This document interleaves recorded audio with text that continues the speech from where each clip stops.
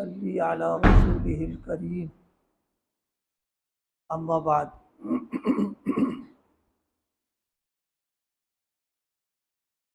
क़ाल नबी सल्लल्लाहु अलैहि वसल्लम अस्सौमु जुन्ना औ कमा क़ाल अलैहि सल्लतु वस्सलाम। अल्लाह ताला का फज़्ल है, उसका एहसान है, हम सब लोगों को रोज़ों की और तरावी की तौफ़ीक़ अता फरमाई। हमारे बहुत सारे भाई ऐसे भी थे जो पिछले साल रमज़ान में ज़िंदा थे और इस साल वो जो नहीं है वो। बहुत सारे भाई हमारे ऐसे भी हैं कि पिछले साल सेहत थी, तंदुरुस्ती थी, रोज़ा रख रहे थे, तरावी पढ़ रहे थे, अब वो इस साल बीमार हैं, रोज़ा नहीं रख पा रहे, तरावी नहीं पढ़ी उन्होंने। ऐसी बहुत सारे भाई हमारे वो भी हैं जो परेशानियों में घिरे हुए हैं, उसकी वजह से रमज़ान की इबादत नहीं कर पा रहे हैं। अल्लाह ताला ने हम सबको इन तमाम चीज़ों से महफूज रखा। अल्लाह ने ज़िंदा भी रखा, सेहत भी अता फरमाई, सलामती भी दी, आफ़ियत भी दी। इन सब के साथ ये रोज़े और तरावी हमारी चल रही है। अल्लाह पाक इन रोज़ों को भी कबूल फरमा ले और तरावी को भी कबूल फरमा ले। इस मौके पर दो तीन बातें अर्ज़ करनी है। सबसे पहली बात यह है, आज कुरान पाक की तकमील हुई है, तरावी ख़त्म नहीं हुई है, इसलिए जैसे अब तक तरावी एहतमाम के साथ और ज़ौक़ व शौक़ के साथ हमने पढ़ी है, ये इरादे कर लें कि इंशाअल्लाह जितने दिन बाकी रह गए हैं इसी एहतमाम के साथ पढ़ेंगे और सब लोग ज़ौक़ व शौक़ के साथ आएंगे। ऐसा ना हो कि कल से मालूम हुआ आधी मस्जिद खाली है और आधे लोग सड़कों पे टहल रहे हैं, दुकानों पे खड़े हुए हैं, घरों में बैठकर मोबाइल देख रहे हैं। ये माहौल नहीं होना चाहिए, बल्कि जब तक रमज़ानुल मुबारक का माहौल है हमें अपने आप को दीनदार बना करके रखना है, अपने आप को मुसलमान जाहिर करना है, अपने आप को ईमान वाला जाहिर करना है। ये नहीं कि कोई हट्टे कट्टे, कोई उज़्र नहीं, कोई बीमारी नहीं, ना हम रोज़ा रख रहे हैं, ना हम नमाज़ पढ़ रहे हैं, ना हम तरावी में आ रहे हैं, ना हम कुरान की तिलावत कर रहे हैं। ये अगर हमारा अमल है तो हम अल्लाह की इस नेमत की नाकदरी भी कर रहे हैं और फिर अल्लाह पाक पकड़ भी करेगा हमारी। देखो, एक समझने की बात है, अब्बा अगर बेटे को 1000 रुपये दे खर्च करने के लिए, 1000 रुपये, और वो अब्बा ही के सामने जुआ खेले, उसी के सामने शराब पिए, उसी के सामने बेहुदा हरकतें करे, तो बताओ बाप का दिल खुश होगा या नाराज होगा वो? अरे कुछ तो बोलो यार। कब्रस्तान एकदम खामोश बैठे हुए, नाराज होगा? नाराजी नहीं होगा, डंडों से खबर लेगा वो। अगर बाप बेगैरत और बेहिस नहीं है तो फिर वो डंडों से खबर लेगा कि हमने अपनी गाढ़ी कमाई 1000 रुपये दिए और तू हमारे ही सामने शराब पी रहा, जुआ खेल रहा और ये बेहुदा हरकतें कर रहा। इसी तरह रमज़ान में अल्लाह पाक हमें जो दे रहे हैं वो 1000 की कोई औकात नहीं जो अल्लाह रोज़ाना हमको दे रहा है। अब इसमें हम अल्लाह ही के सामने, हमारा अकीदा है, हम जब कोई गुनाह करते हैं तो अल्लाह की नज़रों के सामने रहते हैं, अल्लाह वहाँ मौजूद रहता है। हम उसके सामने रोज़ा न रखें, खुल्लम खुल्ला सड़कों पर चाय पिए, खाएं, पुड़िया गुटखा इस्तेमाल करें, मोबाइल देखें, सब नाजायज़ काम करें, तो अब्बा से ज़्यादा अल्लाह अगर नाराज़ हो जाएगा तो दुनिया में कोई बचाने वाला नहीं। अब्बा की मार से तो बचा लेगा, चचा बचा लेंगे, अम्मा बचा लेंगे, लेकिन जब उनका डंडा बजना शुरू हो जाएगा तो कोई नहीं बचा पाएगा। और डंडा बज रहा है हमारे ऊपर, लेकिन हम बेहिस हैं, हमको एहसास नहीं हो रहा है। आज हमारा घर का जो माहौल है अक्सर मुसलमानों का, कि वहाँ सुबह शाम खाना पक रहा। बताइए खाना पकने का क्या तुम्हारे घर में भाई? कोई बीमार है तो अलग मसला, अच्छे खासे हैं, खाना पक रहा, चाय नाश्ता हो रही, दोपहर में खाना खा रहे हैं, मालूम होता रोज़ा है ही नहीं बिल्कुल। एक मुसलमान होकर के और इस तरह रहे, ये बगावत है। और जो आदमी बगावत करने पे आता है फिर उसको सजाएं ऐसी मिलती है कि कुरान मजीद ने उसको बयान किया। इसलिए रमज़ान के ज़माने में कम से कम इन गुनाहों के छोड़ने का हम इरादा कर रहे हैं, सारे लोग छोड़ दें। देखो अल्लाह पाक ने अपना जेल खाना यानी जहन्नम, उसके दरवाज़ों को बंद कर दिया। क्यों बंद कर दिया? इसीलिए तो बंद किया अल्लाह पाक ने कि पूरी उम्मत को, एक एक मुसलमान को और ईमान वाले को अल्लाह ये पैगाम देना चाहते हैं कि जब हमने अपने जेल खाने का दरवाज़ा बंद कर रखा है तो तुम जेल खाने वाले कामों को छोड़ दो और जेल खाने वाली ज़िंदगी मत अख्तियार करो और जेल खाने वाले रास्ते पर मत चलो, क्योंकि हम कुदरत वाले हैं। हमारे बंद करने के बावजूद अगर बाज नहीं आओगे तो फिर इतनी पिटाई लगाएंगे कि कोई तुमको बचा नहीं पाएगा। मेरे दोस्तों, मेरे भाइयों, थोड़ा जागे, गफलत को दूर करें और थोड़ा अपने अंदर बेदारी पैदा करें, अपने आप को मुसलमान बना करके जिंदगी गुजारने की कोशिश करें।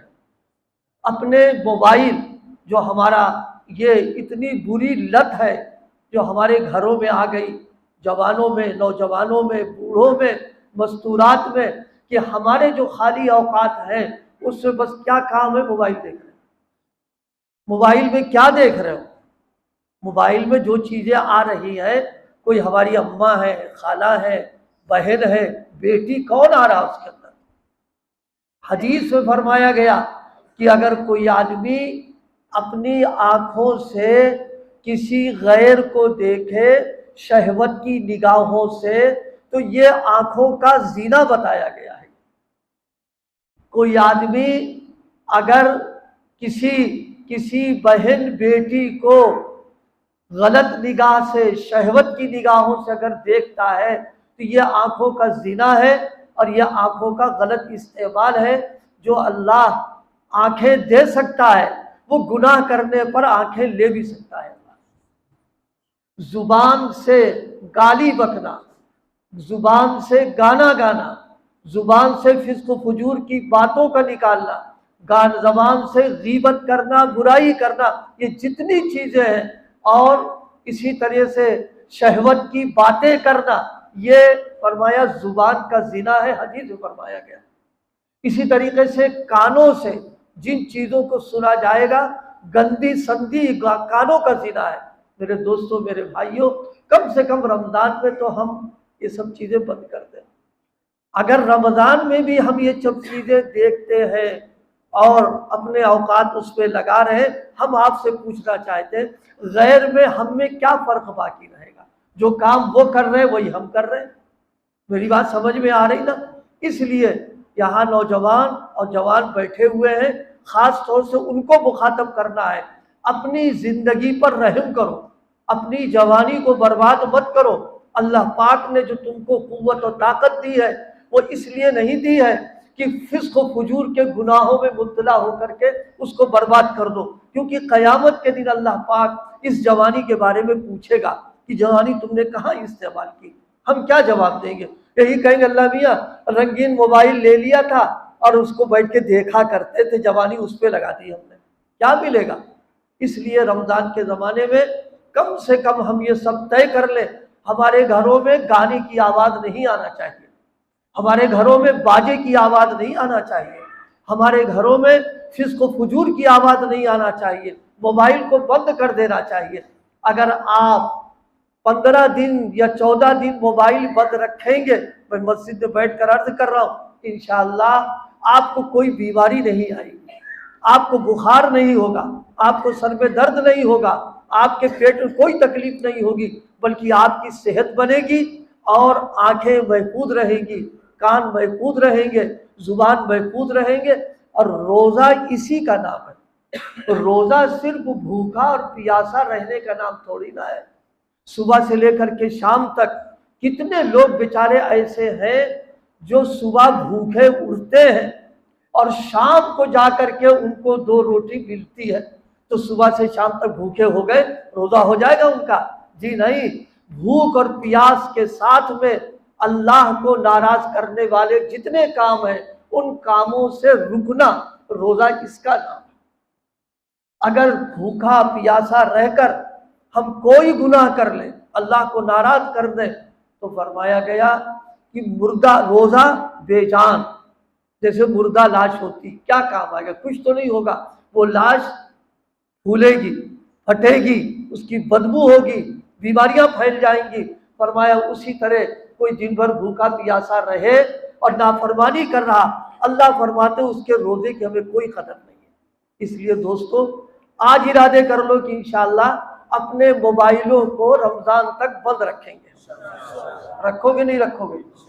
पीछे वाले कम बोल रहे हैं इसलिए समझिए मौलाना तो बहुत बड़ी मुसीबत डाल दी।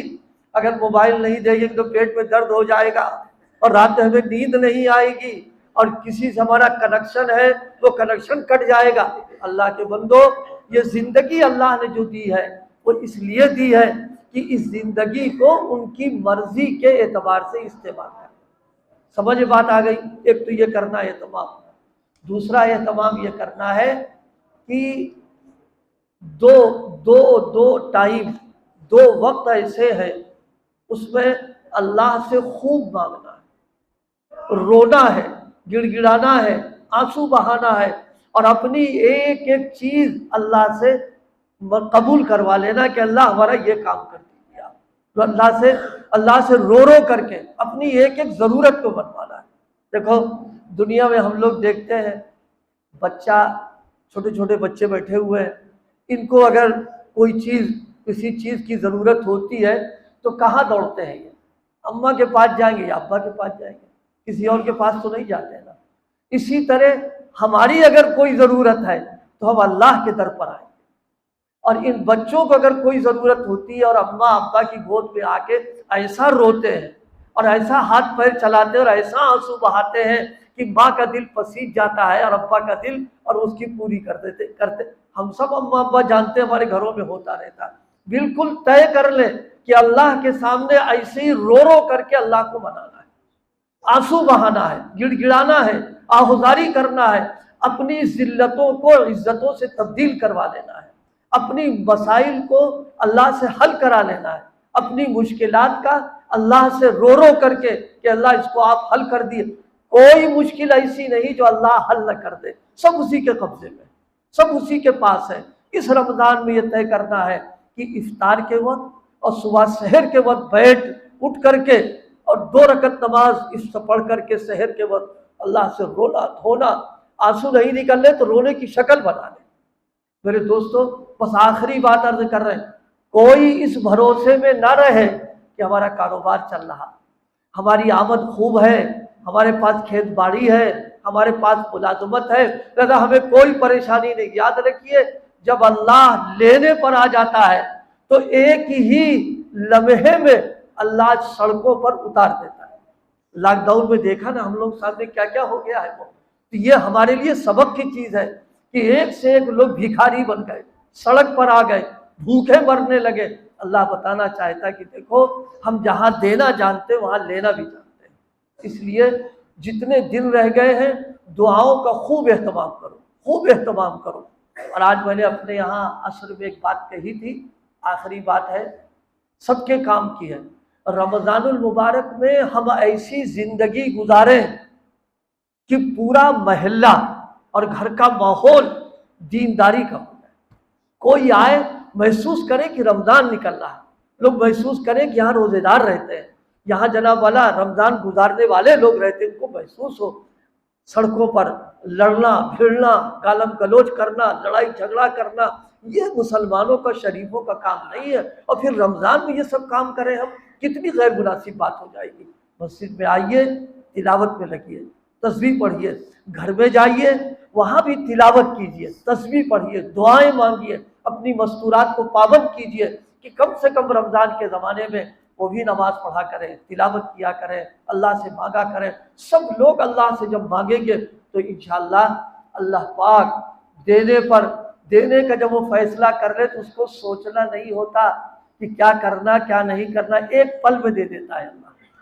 और जब लेने पे आ जाता तो एक पल में ले भी लेता है। इसलिए रमज़ानुल मुबारक में वो काम करना है जो अल्लाह को खुश करने वाले हैं, उन कामों से बचना है जिससे अल्लाह नाराज होता है। हमें वो काम करना है जिससे रहमतों के दरवाजे खुलते हैं, उन कामों से बचना है जिससे अल्लाह का गज़ब आता है, उनसे अपने आप को बचा के रखना है। अल्लाह पाक हम सबको मांगने वाला, हाथ फैलाने वाला, आज हम अपनी ज़रूरत के लिए दर बदर हाथ फैलाते हैं, मांगते हैं, हालांकि वो खुद अपनी ज़रूरत पूरी नहीं कर सकता, हमारी कहाँ से कर देगा वो। जो सबकी ज़रूरत पूरी करने वाला अल्लाह, उससे मांगना, रोना, आहुजारी करना। अल्लाह पाक कबूल फरमा ले, अमल की तौफीक अता फरमा।